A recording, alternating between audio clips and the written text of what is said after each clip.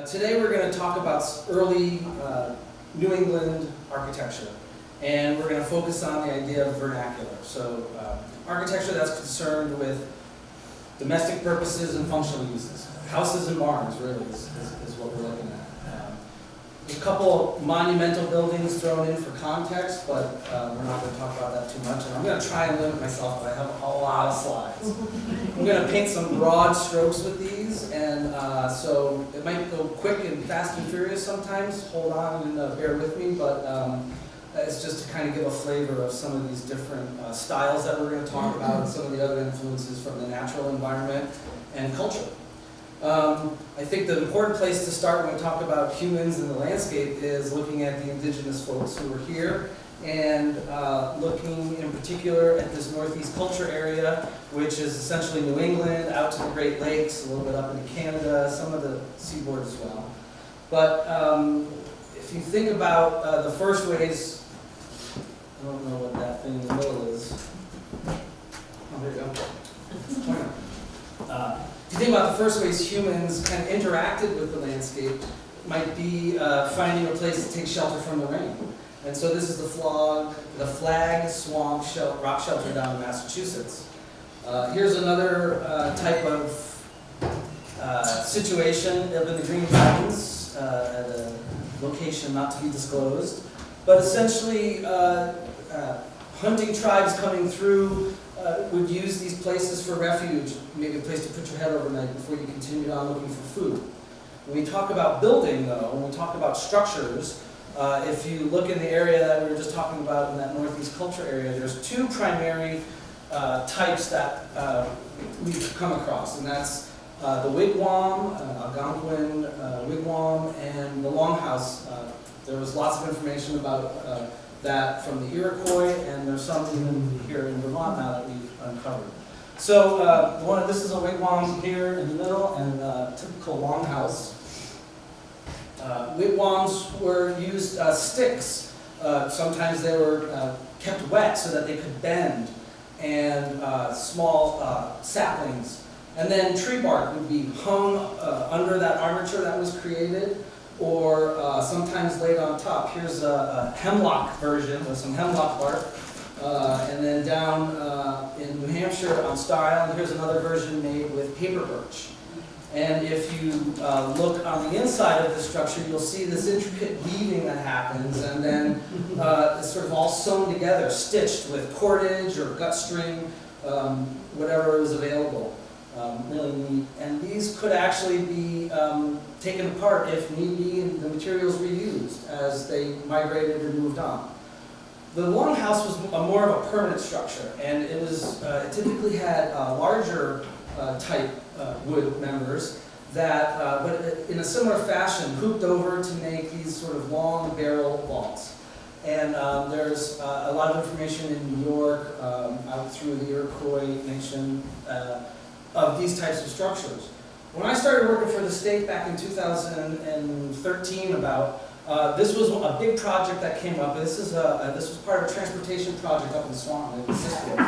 And as part of that, there was some archaeology that was done. And if you look in here, you can start to see these are poke holes from what is essentially the first, and I'll just go a quick fire pit over here. The first Native American longhouse remnant that's really been identified in Vermont and investigated. I want to play this quick video here that your state archaeologist, Jess Robinson, let's see, here we go. So this is done on SketchUp. That's essentially the structure outline, a fire pit. This is the armature, the trees and the bark on top, some holes in the roof to let smoke out. You see the fire pit down there, and then as you move in, you see more of these trees holding up planks upon which a lot of different things were happening, which we'll get to in a minute once this finishes up. It's pretty amazing what we can do with technology these days, and as we start to analyze and understand even things that we don't have much record of. So here's some more traditional sort of cultural interpretations of that, and you can see how folks were maybe using these spaces and Within that armature, storage for foodstuffs and hanging things to dry, coming together in familial, matrilineal communities here. And this is a Canadian museum, a little bit up north of the border. But you can see there's a fire pit, and this is sort of the kitchen, the food preparation area. We've got hides for sleeping on, herbs and other plant stuffs hanging around, and this is essentially the way people were living in and around the landscape that we inhabit these days when the Europeans started to arrive. And if you think about folks coming over from Europe, they were around all of these incredible buildings, centuries of construction and antiquity around them. And so they arrived to this sort of virgin landscape with some different ideas about what to do here. And I went and saw, heard a lecture by Liam Creer, an architect up in Ontario many years ago now, up at Queen's University in Kingston. And I really, just sort of resonated with me, the idea that there's sort of two worlds that we see out there sometimes. This world of art and craft, which makes the world a solid, permanent, practical, and beautiful house for humankind, versus that sort of world of industry, which turns the planet into an endless, trivial, messy, and noisy building site. Nevertheless, folks came with these ideas already inherent in culture about how people interacted with nature and what does architecture do for that? What does it become? And I'm not going to get into any of this theory or whatnot, but to understand that, maybe some branches got hung up in a tree with leaves on them and started to provide shelter, and then someone said, hey, wait a minute, what if we put a couple together and have it so that the water goes to the sides, and starts looking at things found in nature and how to use them. So then we get to the situation where as we start to build, here's a stone with a tree on top of it and another stone, a board going across the top to hold all them together, and then other beams coming across which get lashed. The original temples in Greece, for example, were made out of wood. When they rotted out that first time, they said, okay, well this time we're going to do better, we're going to make them out of stone. But yet they emulated the constructs that they were building in those wooden materials. And so it's this kind of neat transition as we go along. The two sort of sources of this classicism is Greece and then Rome. The Greeks came up with the orders first, obviously because they were around earlier. And they were the Doric, the Ionian, and the Corinthian. That's sort of missing over here. I apologize for that. The Romans then took those orders later on as an influence. They added the Tuscan, which is much simpler and a little bit more in the rural, if you will. And then they also added the composite, which is the most showy and flashy of the orders. And if you look at these ideas of classicism, and it's all about proportion and scale of the column to the height, and it starts to create an ordering and a language so that people can start to understand these different buildings around them.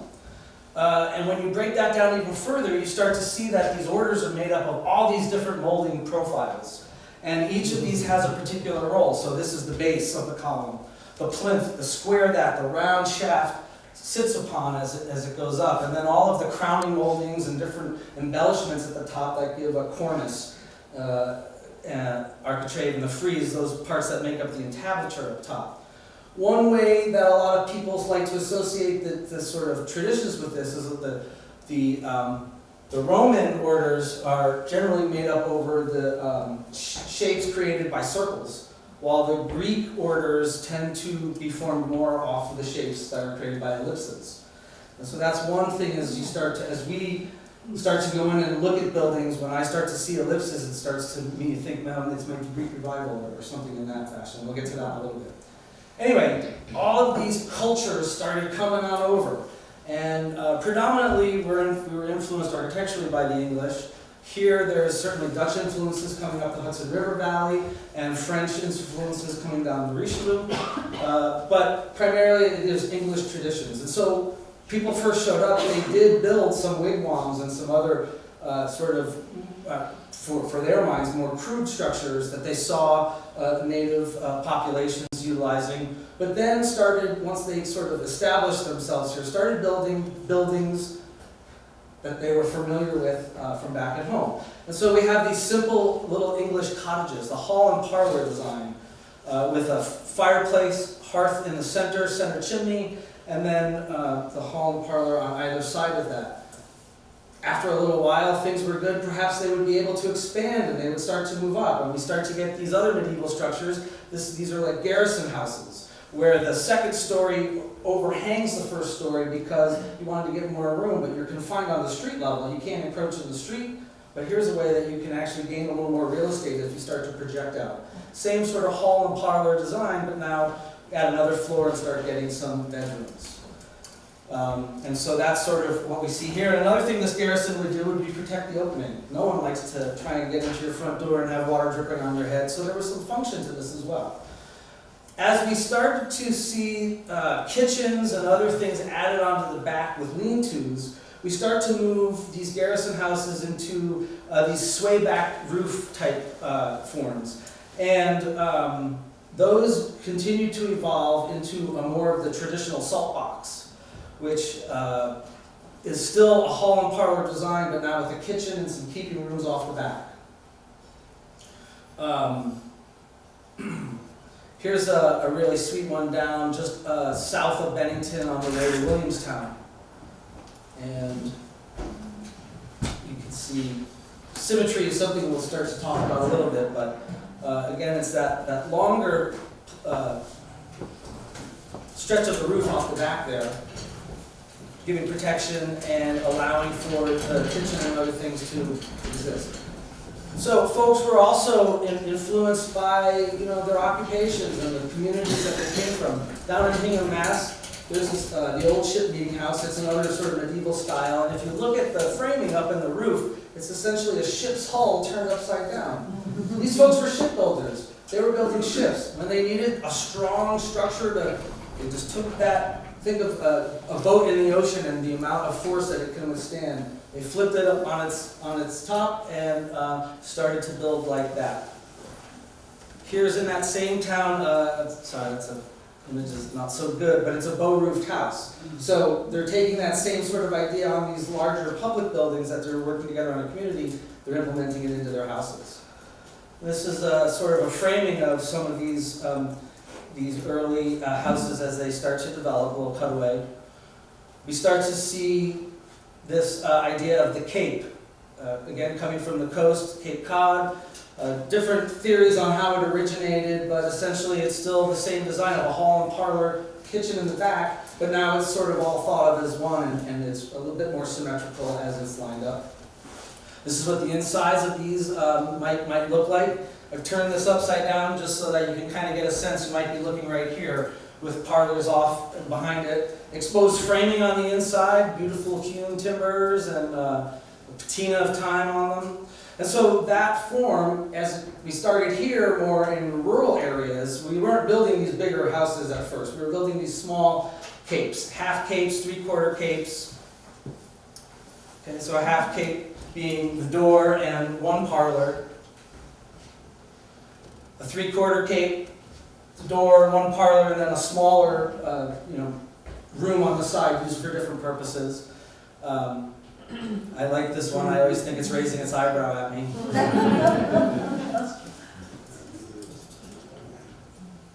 And another one. These are down south of Dorset on the way to Manchester area, I believe. And so you can start to see, too, this additive process of here's the core of the building, and then adding lean-tos and other structures off onto the back. More of a full cape idea, and then, is this old or is it historic? Well, it's probably a little bit of both, but when I look at it, I see the transom over the front door, which starts to tell me it's from a particular time and era where they wanted to get a little light into that front hall. Here's an England Cabot with some pedimented triangle roof window dormers. Kind of interesting vernacular approach. And just some other simple simple ones here. Okay, so it's this typology that we see, it's utilized, they're kind of ubiquitous when you start to drive around and start looking at these things. I feel like the aspect's a little bit off on the screen, but we're going to keep rolling. And so pulling out now and expanding a full cape, and these start to grow. We connect buildings to it. We connect L's and barns and other things that, as we start to expand. Here's a really sweet stone one that's down in the Arlington area. And another stone one, this is one that I like very much. This is South Woodstock area. And I love the way they've taken the stone remnants here from the mining process and the dressing process. They're using plug and feathers. So they're drilling holes and they're putting feathers in and then a steel wedge and driving that in. And you just do a line of that, it ends up splitting the stone. That's a really early technology. Later on, we have compressed drills and diamond saws, but this is one way that they took some of the waste and were able to dress it down and use it decoratively, and it really has such a beautiful effect. So here's just another one, and then the idea of, as I was saying, we've added buildings on, the idea of connected architecture. If anyone's ever read Thomas Hupka's book, Big House, Little House, Back House, Barn. And it's the idea that each of these has a purpose, and in our climate, it makes a lot of sense if you need to get in the barn in the middle of the winter that you could just walk through the house and the other things to get there and not have to slog your way through it. Here's a cape that actually had a later date, got a Greek revival dormer to it. But then I asked, was this the original house, this full cape, or was it this 3/4 brick cape in the back? Again, there's probably details in there that can let us know. So one of the things as this evolved, though, is if you look at, this is from Abbott Lowell Cummings, the Frame Houses of Massachusetts, and there's a lot of stuff going on right here. You've got these posts coming up, you've got these tie beams coming over, and you've got these rafters coming down. Gunstock posts were something that were set up to kind of separate that all in one spot, but that's a lot of stuff to come together. You're going to talk about that later? Yes. Yes, I figured you would. Well, no one really liked also having these gunstock posts and beams coming inside their house. That was not very elegant. They wanted clean, crisp corners. So one of the things that we started to see was a high-posted cape started to evolve. So they essentially took the top plate and pushed it up so that the second floor could come in onto those posts and all that joinery could be dealt with here. And then the rafters and the top plate would be able to have their mates up top, and it provided not just better joinery, but a little bit more space. But that's kind of like a big swath up there. So we'll see now as it starts to grow a little bit in some of these different forms. Here's one that's a shingled aesthetic. But hey, let's not forget, we really like that transom above that front door to get light in the hallway, so let's make sure we get that in there. Okay, well, we need a little more room upstairs. We could put a shed roof dormer on the front.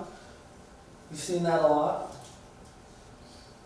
Okay, and we start to also see some interesting things in the connected architecture, these windows on the side here. There's a great podcast on BPR, I think it was Brave Little State, that talks about that.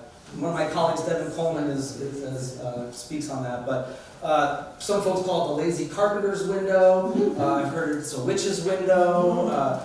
Sometimes they say, well, that's how they would stick a coffin in or out of the house. But I mean, you're not going to try and get anyone up there, are you? I don't think so. So who really knows where some of these come from? But it's a construct that we do see employed a lot. Okay, and again, connected. Big house, little house, back house, barn.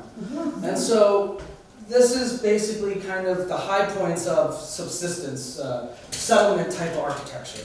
People came over, they fought the land and fought the forest and perhaps other folks around, but established their claim and started living. At the same time that was happening, we also had, once the pioneers had sort of settled, we had folks coming over who were of means, the aristocracy, or folks who had actually settled here and started making a good living and wanted to build and show that they were cultured, that they knew about the modern fashion, that they also had the money to celebrate it and to put that into their houses. So we start to see the Georgian form of architecture show up in the 18th century. Typically, it's a two-story block, hipped roof, almost always symmetrical with a real impressive center entry facade. 5 bays ranked across the front and a double pile. So essentially a center hall and then 2 parlors on each side and 2 bed chambers up top, servant and service areas in the back. And we start to see these embellishments on doorways. Okay, here's one from the Theron Boyd Udall house in Queechee. Real nice double leaf, hand planed panel door and nice Georgian type surrounds. These are some different front pieces here, doorways. You can get these pediments on top of windows and other doorways. Here's one down in Woodstock with a scroll top. And so this Georgian idea is typically 5 ranked across, 5 bays, but we see it in a 3-bay version sometimes. Here's a nice 5-bay version down in Royalton. And at these they were big blocks with these hip roofs, and they had sometimes secondary entrances that were just as fine as the front door. Nice old. So here's an interesting one. This one could have been treated a little better. I can't stand these windows down here, those vinyl replacement windows. I won't get into any of that tonight. But the idea of, again, this sort of hipped roof block on a raised foundation. This is a vernacular interpretation. It's very taut. There's not all that showy type of embellishment. But we also see these with a gable front sometimes, and which has an impressive street facade. This is what we typically see, though, in rural Vermont quite a bit. The snow and the Georgian house. Again, big house, little house, back house, barn. This connected architecture, and again, very simple, vernacular, just using the language at its simplest form. This is one down in Casselton, a house by Thomas Dake. And again, double pile. You can see the pilasters starting to delineate these parlors and the center hall. Real simple. This is going on in Addison County. Pilasters even now on the side. A pretty simple front entry, but with a nice tripartite window on top. And then we start to see some other embellishments in that center hall and the center bay. Start moving towards a Palladian window. And that's sort of the true form of the Palladian with the round top kind of rising all the way through. I'm not sure what's up. And then this is one down in Woodstock where sort of square window with a circle on top, but still that same sort of Palladian form, just a different way to interpret it. Okay, how many times can we interpret that same form here? Here's another one. Now we've got pedimenting over on top of the Palladian window. Kind of matches the door below. Here's right up the street. Same style, same fashion. Beautiful, denticulated cornices, splayed window heads up on the top. A little further up, this is the Governor DeLucia house in Shaftesbury. Same road, another couple of miles up the road. So these ideas were traveling slowly, but they were making their way across the landscape. Yet another. Now we have a pediment up in the cornice to sort of define that center bay. We can also, I can't decide whether this is, I think this is a 7 bay. But it's confusing with these windows because they sort of occupy that same space, but same idea, double pile. Parlor on each side, center hall. Here's a sweet little 3 bay in stone down in Bennington, made with local limestone. In Chester, in the Stone Village, here are some Georgian examples that we're starting to see now, some federal sort of ideas, more simply embellished with a fan over the front door there. Across the street, same idea. Though the symmetry on that one's a little different, right? Why? Well, there's probably something going on inside. Maybe this room needed to be bigger. Maybe there's a wall here that they didn't want to have a window right in front of. So there's different reasons why we have these subtle changes, but the same sort of forms are coming through. Really neat bullseye glass in the door, some simple entries here. You can do a lot with a little with the right form. Then we've got some buildings that are trying really hard to be something that they're not. This is, but this is a vernacular approach. There weren't architects back in these days. There were builders. Okay, that's debatable. But there were master builders, house rights. These were the people who were the original design builders of the traditions that we see around here, because they were figuring things out, they were scribing a lot of things, and they were putting it to work. An interesting one. Peppermint patty here.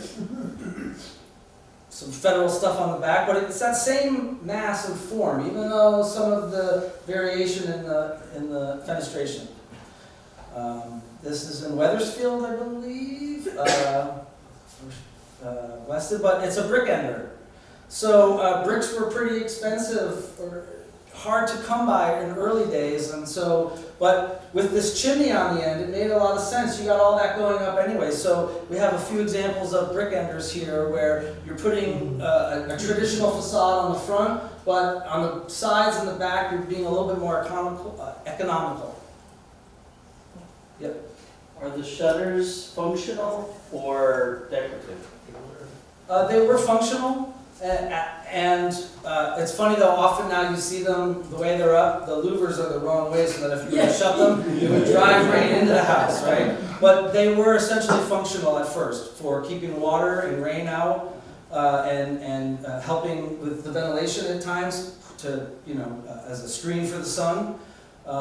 They're almost purely decorative these days. Here's another one in Chester.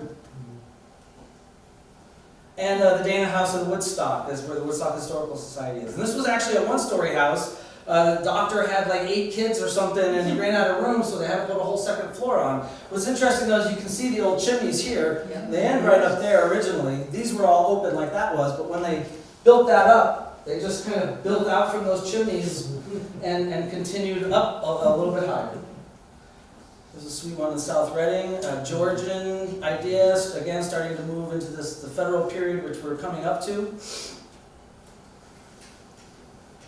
And we start to see some of this style with the gable pediments, gable parapets, on the end. And across the green in Woodstock, another nice example, the inset round top panels there. So this Georgian had a lot of legs, and we see a lot of different interpretations across Vermont. Some obviously more embellished than others. Here's the use of wood as points to make it look like it was a stone building. Like these buildings, these English manor houses now that they're starting to emulate. In Woodstock with a lot of showy stuff, we've got swags and festoons and urns up on the balustrade, and oh my gosh. And we start to see the craftsmanship really come out. The use of tools and the use of design, all handcrafted, all done by hand with chisels and planes and some amazing work. This is down in at Williams College, actually, a really neat. That's the full-blown embellishment there, I think. So this is all happening. It comes to the period of the American Revolution, and you'd think we would want to start leaving the English aside, right, after we just gained our independence from them, but we continued to build for a few decades in English styles. There's this traditional, the federal, some people call it, or Adams-esque, based on the Adams brothers, who were some wood carvers who came over from England and perpetuated the style, mainly in the Boston area.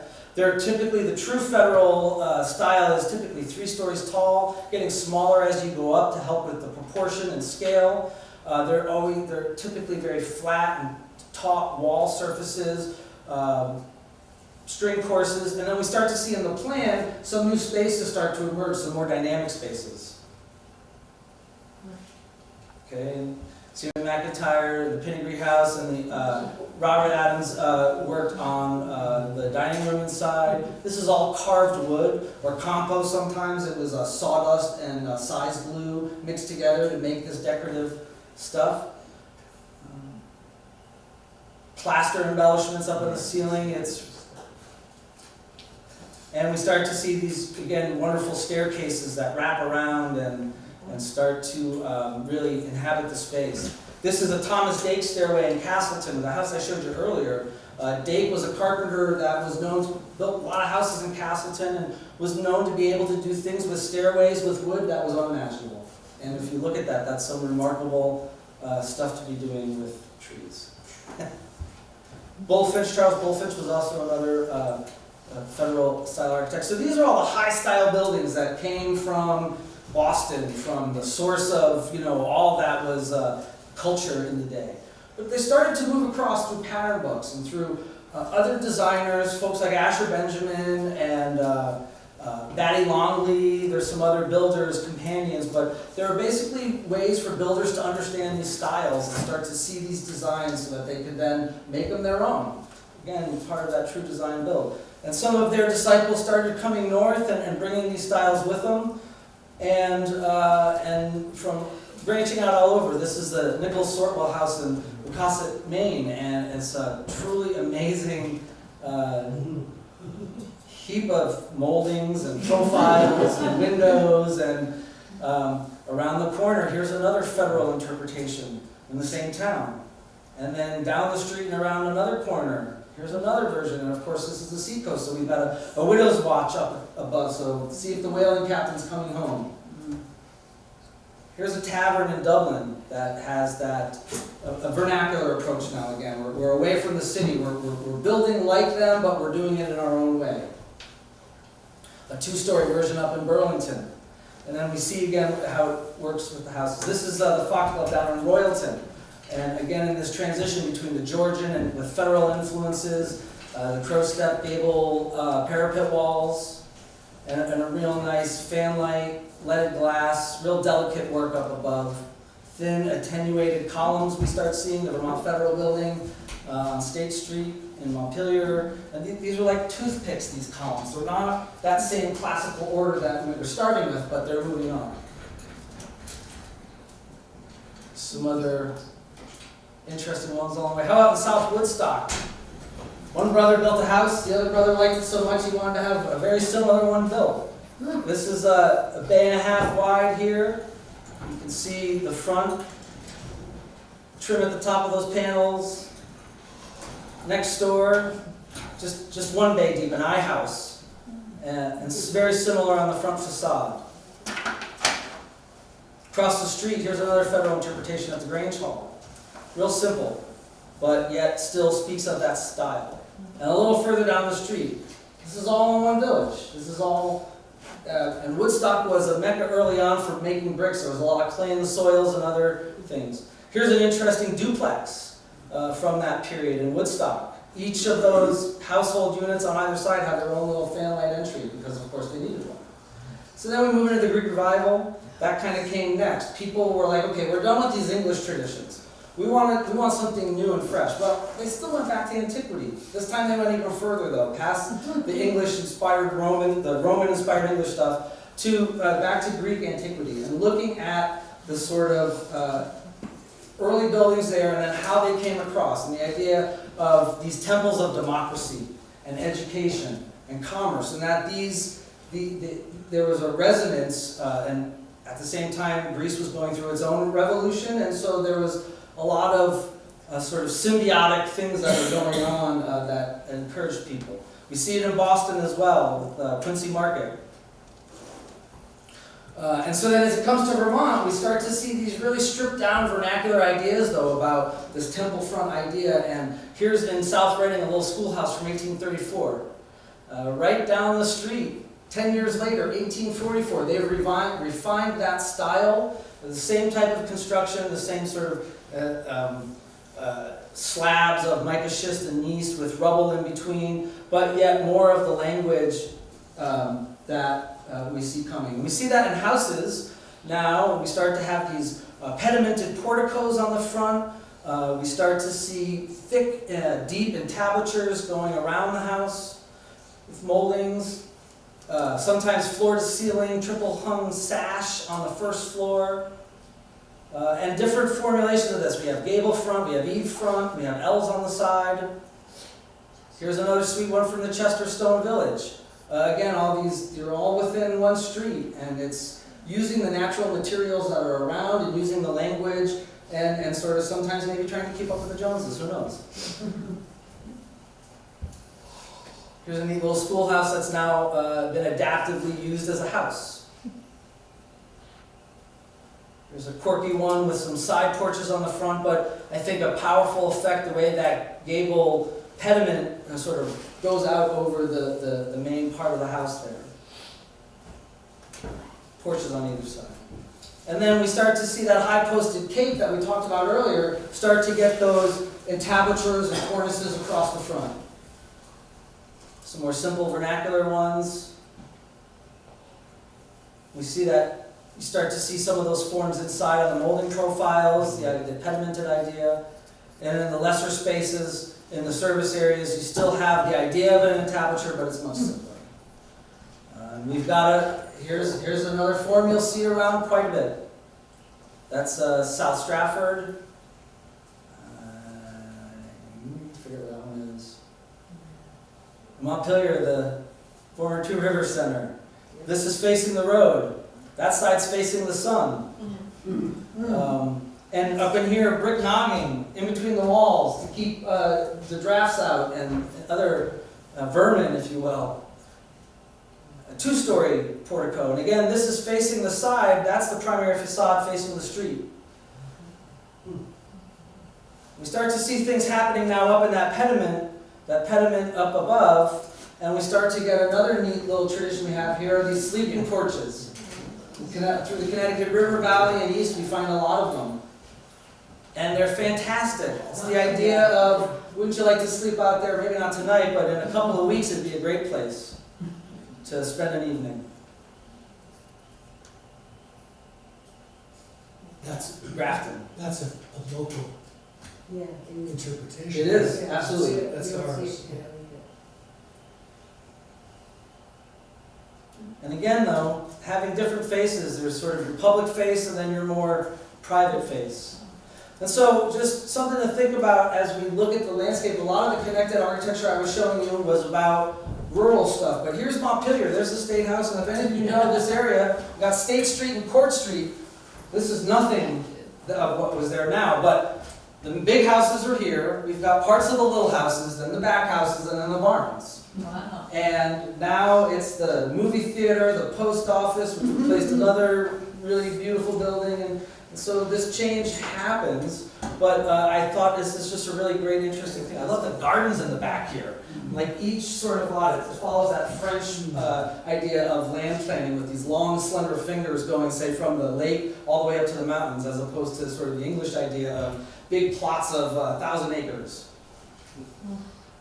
And then just reading buildings, one thing that I like to do because I'm kind of a nerd about it, but you know, this looks kind of like a Georgian building, right? The double pile center hall, but I start to see these splayed headers up above, and I said, well, gee, there was something different going on there some time ago.